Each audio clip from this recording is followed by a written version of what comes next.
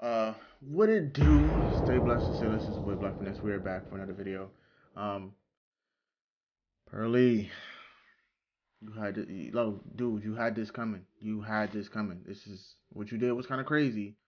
But I'm gonna see what you gotta say because it looks like you're getting canceled by everybody. Like you're getting canceled by everyone. You're about to lose a lot of viewers because for you to openly say a joke that involves around us and then bring up slavery to an openly racist white supremacist, it's like they're very disrespectful. You feel me? Like it kind of terrible time and place to do that. Very terrible.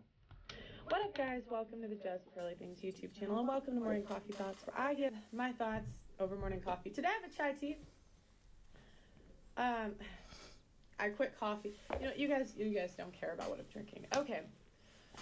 Today, I'm going to be addressing the Nick Fuentes situation. Yeah, I know why you guys are here. Okay. So, I want to first say I take full accountability for everything that happened. Everything that happens in life, as I say to the girls on my show, is my own fault. The fact that people are making these videos is my own fault. And the situation that I'm in is my own fault. Now, I'm going to give you guys an explanation and give you guys context for some of the conversations that were had.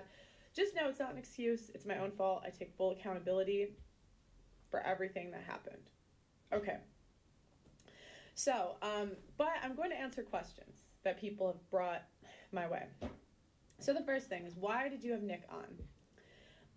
So, the reasoning behind having Nick Fuentes on was because I heard that he was on the no-fly list and he lost his bank account. Now, from your point of view, you would think, why would you invite someone on that's on the no-fly list, right? That would be a bad... Well, he's not anymore. That's how he flew, but he was.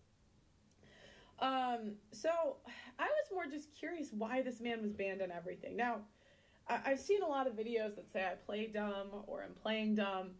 And I'll tell you what I knew and what I didn't know. So I did know that he was a known racist. I did know he was a known sexist. I did know that basically every bad name in the book from the right and the left, everyone hated him. So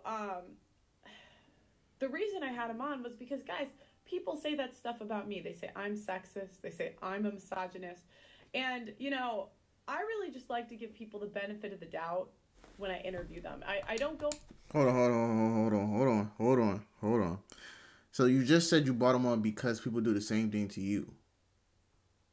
But are they right or are they wrong? Because you invited him on there and it was right. But you're saying you didn't know. And you were trying to give him the benefit of the doubt.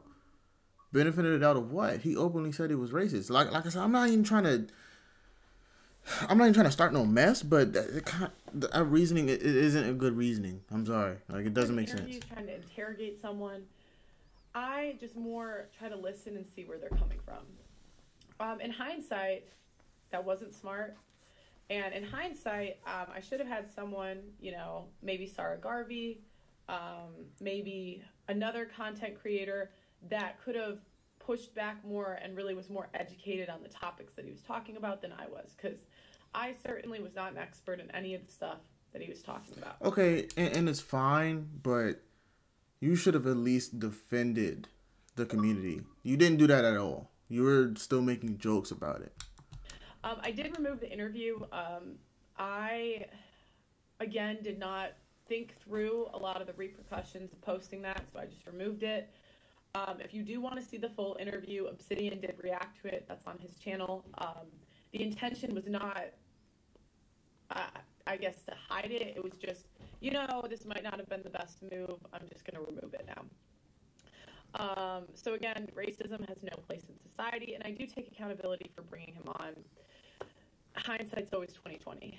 I wrote down some of the complaints that people had. So if I look this way, it's just because I made bullet points of everyone's concerns, and I'm just addressing them. Okay. My Africans, that part. So in the heat of the conversation, I made some remarks to my producer, Blessing. Now, Blessing is a godsend. Okay, Blessing has made the production quality literally phenomenal. He's so talented. And during this conversation, we were talking about immigration. And I said, I'm trying to get my Africans to America. Now, I watched it back, guys. It was so cringy. Oh, my gosh, it was so embarrassing. I met my African employees. I just said Africans. The reason is because, like, why wouldn't you just say my employees or whatever to America? The African passport system is just more difficult than the UK one. I didn't know, like, Blessing had to go to the embassy or something to apply to go to America with me next month. We're going to go do some work there. And, and so I've just found that the immigration process is a bit more difficult. So that's why I referred to them, because my African employees, I needed more help with. And, I was saying in the interview that I wanted more open border. Oh, my gosh, she's struggling. All right, look. Yo, look, man. Look, dude. It's a time and place for everything. Time and place. You just said the wrong stuff at the wrong time. To be honest, like, the place was, you got to think about who, what, when, where, and why. Who you were saying it to, you were saying it to a white supremacist. What you were saying had to do with blacks. When you were saying it was on stream, which was live. So you got to think about that. Where you were saying it was in a stream when you have black workers. And why you were saying it, you feel me? Who knows? Maybe you had your own reasons. But you got to think about what you're saying, how you're going to say. You got to think about what it is you're saying and who you bring onto your stream, because, like I said, it's not a good look on you. It's not a good look. Policies, because I wanted them to come. Again, I really respect the African culture. I had no ill will or malice towards any of that. But it sounded absolutely awful. It was so cringy watching back. So it was stupid. Okay. Now let's talk about My Africans was the other one. And then the joke about Blessing being late. So one thing that they cut out from that clip was that Nick Fuentes did say after, I'm just giving you a hard time, I'm just kidding, okay? Now, even so, it was still in poor taste. And what I didn't think about at the time was, for those that didn't see it, basically Nick Fuentes was talking about he's always late. And I said, you were on time today. Oh, Blessing was the one that's late. And it's sort of an inside joke here at JustPearlyThings. Like, Blessing is he's phenomenal. But he's a late guy. And every time he comes in, he says African time. Now, Pearl me. So when I was referring to him during this joke, I was like, African.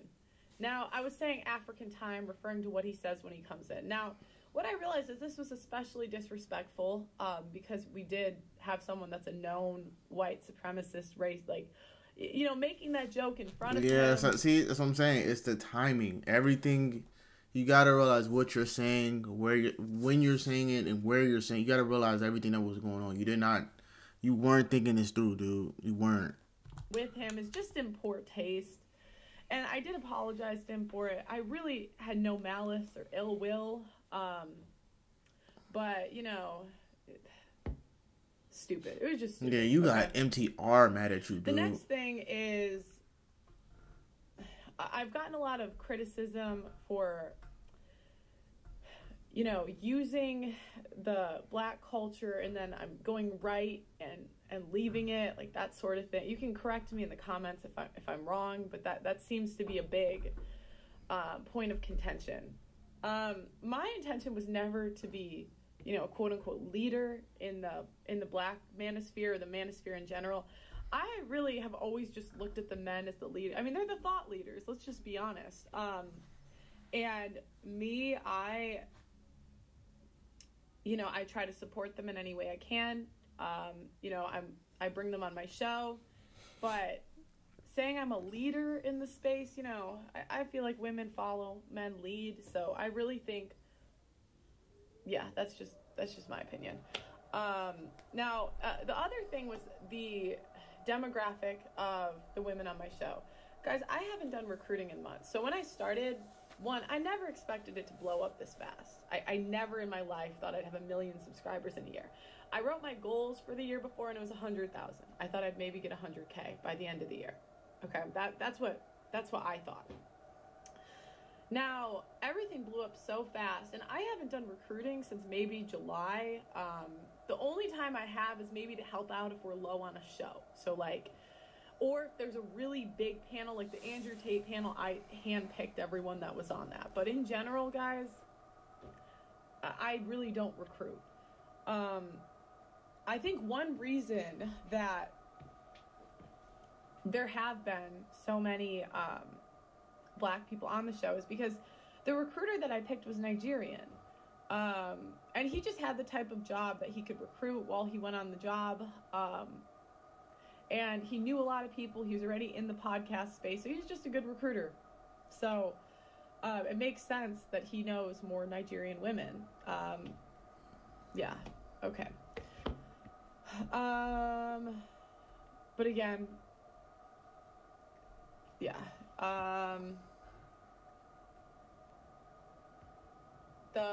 The next part. Now, this was the part that was probably the dumbest part of the whole interview. This was the stupidest, the dumbest. Oh, this was stupid.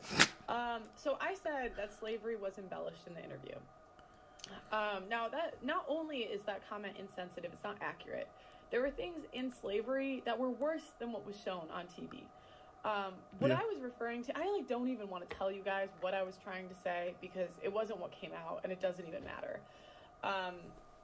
Again, if you watch the full thing, I was more referring to the system of using atrocities to control people. That's what I was trying to say.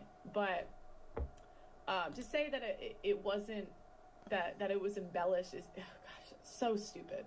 Because you got to know the definition before saying it, though. And nor am I, sure, I've read a couple books, but I'm not informed or qualified enough to really have that conversation. So not bringing someone else onto the show, again, stupid. Now, the next thing is that my friend Gabby came on the show with him, and she's dating someone that is black. And he would say openly racist comments to her. Now, I should have pushed back on that. I've been in interracial relationships. So for me to not push back on that, especially with all of the people that have been on my show, was stupid. It was stupid. I just, I was kind of like a deer in the headlights. I didn't know what to say. So as a host with 1 million subscribers, you got to be able to level out and schedule out what is going to be happening, who you're inviting onto the stream, and how do you expect it to go. You feel me? I don't think anything involving race should have been brought into any conversation, nor should a person who openly is racist should really talk anything about it. You feel me? As a host, you're supposed to step in. You're supposed to just let it be known that this is a platform and I'm going to receive the huge brunt of it if you continue to make these jokes. Otherwise, or just edit it out. Because a lot of the stuff that dude was saying was very disrespectful. Not just to her, but to the whole black community. You feel me? You got to realize who you're bringing onto the stream and what's being said. Come on now. Oh, gosh. And the video we were watching wasn't even supposed to be about that, so I really don't have an excuse. It was just stupid. And again, I take full accountability for this stuff. And, if I had to do it over again, I would do it differently, but I can only move forward. So,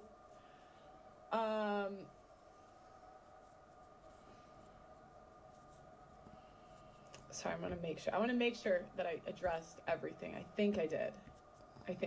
Okay. Because I talked about recruiting. Okay. So, moving forward, I really would be open to having a discussion with someone that can bring more awareness and education to the situation. So I'm open to you guys' suggestions in the comments. I also invite anybody that's made a video about me or has comments to address with me to go on Obsidian's stream tonight. It's 8 p.m. GMT. Blessing will also be there. And yeah, you know, because I don't want to run from this stuff. Again, a lot of this stuff was not well thought out. A lot of this stuff I could have done better, and I do take full accountability for that. So, you know, go on the stream if you got something to say. All right. So I respect that you're being very accountable for this. Like it seems like you realize that you completely messed up because there's a lot of content creators who are upset with you. Um, for you to at least pull up the notes and look at everything that you want to discuss, bravo. You feel me? Because it kind of lets at least some of us know that you're serious. You feel me? But you gotta do better next time because I think this because there are a lot of people who it takes one time. It takes one time to completely mess up to where you are now your channel will probably be destroyed. Not literally, but to where all your viewers are just gonna stop watching. You're gonna unsubscribe to you for that, and they're gonna think you're racist, this and the third. Do more research of who you bring onto your stream because at the end of the day, we're talking about your stream who's predominantly going to have a lot of interracial people, multiracial people. The better way to say it, black people. Just be careful.